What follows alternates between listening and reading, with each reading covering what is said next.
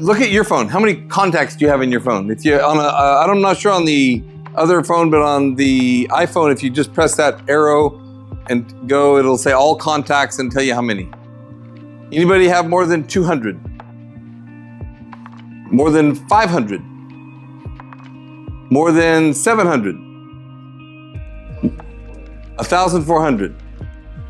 So when I left BYU Hawaii, no smartphones, Ben Franklin Planner had about 1,000. So 1,400, amazing, like above and beyond. The question is, what do those 1,400, what's in there, right? So I have 7,698. 7,698. What's interesting about this, if I click on that, and this person, I don't actually remember who it is. Cheryl and Adam Ridgely, I don't remember who it is now. And then I look up, graduated in 88 from McKinney High School. Now I know exactly who it is. Right? Or I can pick up a random Kimberly Ringwood, Mike and Rosalie's daughter. I remember who that is.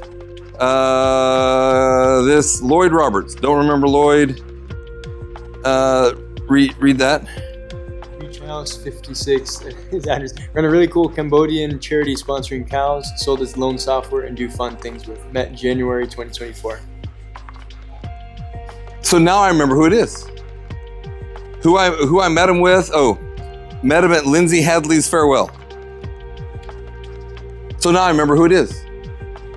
So you're going to have 1,400 people in your phone. The question is, do you remember them all? When did you meet them? How did you meet them? Where you met them? Why you met them? What do you like about them? Making sense? So if you have your phone right now, in fact, a lot of your phone, I haven't even seen your phones, but my guess is you just have a first name and a phone number, or a first name and an Instagram. You don't even have a last name. Don't be laughing, because when you're laughing, that means it's true.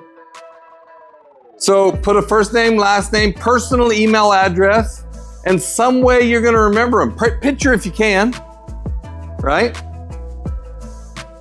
I'm telling you, then your list becomes meaningful. I heard something from one of my students came back and taught me something that I've just started to use. I didn't start to use it until the end of last week when he came and taught me about it.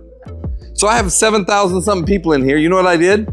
Took them all, put them in a spreadsheet, said, okay, ChatGPT, here's all the people, because I have a gazillion information about all of them, right? All these notes about them. Sometimes I'll take an email that they sent me to put in to remind me who it is. And I'll say, ChatGPT, I need people that do investment banking. ChatGPT spits me out my own names, telling me all the things about them. Because ChatGPT is basically using my information to feed me information what I need. How cool is that? I didn't even think about to do that. And then so I had a student just taught me that I can do that. So start developing your network when? Yeah. Sheesh, you're late. Yesterday is when you're supposed to start. All of you have had somebody in your past life cross through your mind. My suggestion is take that as a little poke from the Spirit to reach out to them. Hey, I was just thinking about you today. It could be somebody from high school, maybe an old, young men, young women's leader, maybe a past teacher in high school, junior high, a little league soccer coach. Reach out, say hello. This is what happens to PJ all the time. I'll reach out to a buddy of mine named Jackie Lynn. He's a buddy I went to high school with that we keep in touch. And every now and then I'll just say, hey, Jack, hope all is well. About 3 days later, Jackie texts me and says, hey, PJ, I have a buddy that was talking to me about he's going to call you. So that buddy reaches out to me, hey, my friend Jackie says you are good at sourcing things in Asia. Can you source these things? Yeah, we can source those things. Bam, bam, bam, bam. 2.5 months later, $18,000 check to PJ. Why? Because I put myself back in Jackie's mind. And we've trusted each other for many years, so it wasn't a matter of building trust. We had that trust. He referred me. Are y'all hearing anything I'm saying?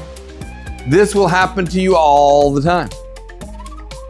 I'm sitting in church. Lady comes up to me in Korea. PJ, you know people from everywhere. Do you know anybody in Madagascar? Most of you know the game Madagascar because of the movie or the country Madagascar. True or not true? Right.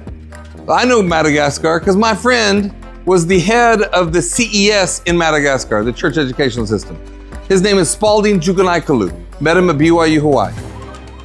So she came and said, PJ, do you know anybody? I said, I do. She goes, my daughter is on Habitat for Humanity there. She's really sick and they can't get her proper medical care. Do you know anybody to help her? I says, hold on a second. We're in church, by the way. So I go out of the church, call Spalding. And he's from Mauritius, which is an island right off of Madagascar.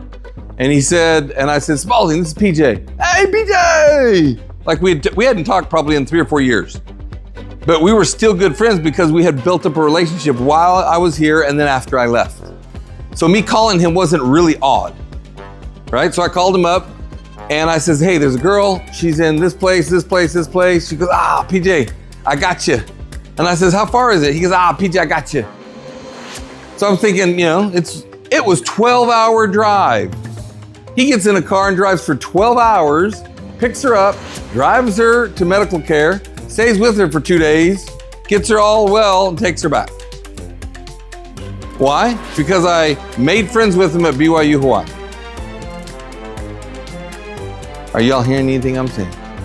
This works. I promise you it works. It works my entire life.